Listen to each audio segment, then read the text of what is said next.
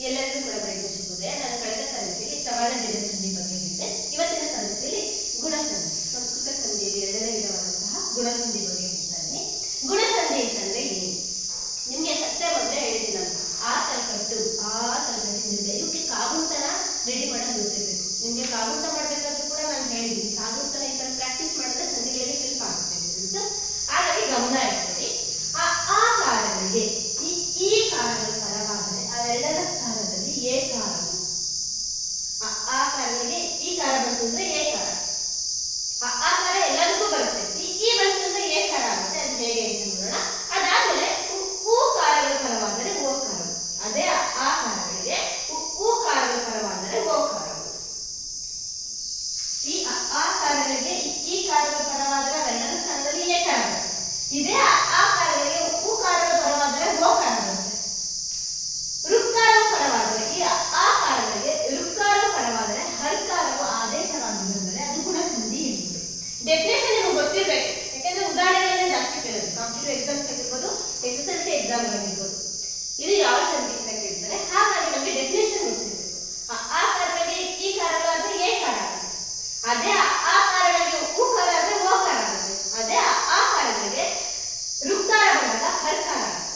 ಈ ತರ ಬರೋದಕ್ಕೆ ನಾವೇನಂತ ಕರಿತೀವಿ ಅಂದ್ರೆ ಗುಣಸಂಧಿ ಅಂತ ಕರಿತೀವಿ. ಎಕ್ಸಾಂಪಲ್ಸ್ ನೋಡಿದ್ರೆ ಗೊತ್ತಾಗುತ್ತೆ.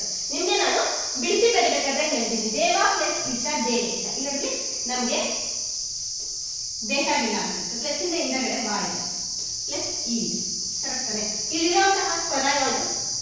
ಆ. ಬಾಗಿರುವಂತಹ ಸ್ವರ ಯಾವುದು? ಆ. ಅದೇ ರೀತಿ ಇಲ್ಲಿರುವಂತಹ ಸ್ವರ ಯಾವುದು? ಎ. ಇವೆರಡರ ಸ್ಥಾನದಲ್ಲಿ ಯಾವ ಕಾರ ಬರುತ್ತೆ? ಎ ಕಾರ ಬರುತ್ತೆ. ಬಾಗೆ ಈನು ಸೇರಲ್ಲ, ಆನು ಸೇರಲ್ಲ, ಎ ಬಂದು ಸೇರ್ಕೊಳ್ಳುತ್ತೆ. ಕಲ್ಕಟ್ಟಿದ್ರೆ ಗೊತ್ತಿರಲ್ವಾ? ಹೇಗೆ ದೀರ್ಘ ವೇಗೆ ವೇಷ. ಕರೆಕ್ಟ್ ಅಲ್ವಾ? ಇಲ್ಲಿ ಆ ಕಾರ ಇದೆ, ಈ ಕಾರ ಇದೆ. ಇವೆರಡರ ಸ್ಥಾನದಲ್ಲಿ ಆ ಕಾರಣ ಬರಲ್ಲ, ಈ ಕಾರ ಬರಲ್ಲ, ಎ ಕಾರ ಬರುತ್ತೆ. ಅದು ಹೇಗೆ ಅಂದ್ರೆ ಈ ಬಾಗೆ ಎ ಬಂದು ಸೇರ್ಕೊಳ್ಳುತ್ತೆ. ಎ ಬಂದ ಸಂಕೇತ ವೇ. ವಾಕ್ಯ ದೀರ್ಘ ವೇ ಬಂದಿದೆ ನೋಡಿ. ದೇವಿ ನೆನಪಿರ್ಬೇಕು. ಆ ಕಾರಗಳಿಗೆ ಈ ಕಾರಗಳ ಪರವಾದ್ರೆ ಎ ಕಾರ ಬರುತ್ತೆ. ಬಂದಿರೋದು ಆ ಪ್ಲಸ್ ಇ ಇಕ್ವಲ್ ಎ ಆಗಿದೆ. ಇದು ದೇವೇಶ. ದೇವ ಪ್ಲಸ್ ಈಶಾ ದೇವೇಶ. ಅದೇ ತರ ಇನ್ನೊಂದಕ್ಕೆ ಉದಾಹರಣೆ ಬರ್ತೀವಿ. ಆ ಕಾರಗಳಿಗೆ ಹೂ ಕಾರಗಳ ಪರವಾದರೆ ಓ ಕಾರ ಅಂತ ಬರ್ತೀವಿ. ಅದನ್ನ ನೋಡೋದಾದ್ರೆ ಸೂರ್ಯ ಪ್ಲಸ್ ಉದಯ ಇಕ್ವಲ್ ಸೂರ್ಯೋದಯ. ಇಲ್ಲಿರುವಂತಹ ಸ್ವರ ಯಾವುದು? ಆ ಪ್ಲಸ್ ಇಲ್ಲಿರುವಂತದ್ದು ಹೂ. ನೋಡಿ ಆ ಕಾರಗಳಿಗೆ ಹೂ ಕಾರಗಳ ಪರವಾದರೆ ಯಾವ ಕಾರ ಬರುತ್ತೆ? ಓ ಕಾರ ಬರುತ್ತೆ. ಬಂದಿದೆ ನೋಡಿ. ಸೂರ್ಯ ಆಯ್ತು ಪ್ಲಸ್ ಉದಯ. ಸೂರ್ಯ ಪ್ಲಸ್ ಉದಯ ಸೂರ್ಯೋದಯ. ಇದು ಓ ಕಾರ ಬಂದಿದೆ. ಗೊತ್ತಿದಲ್ವಾ ಓ ಕಾರ?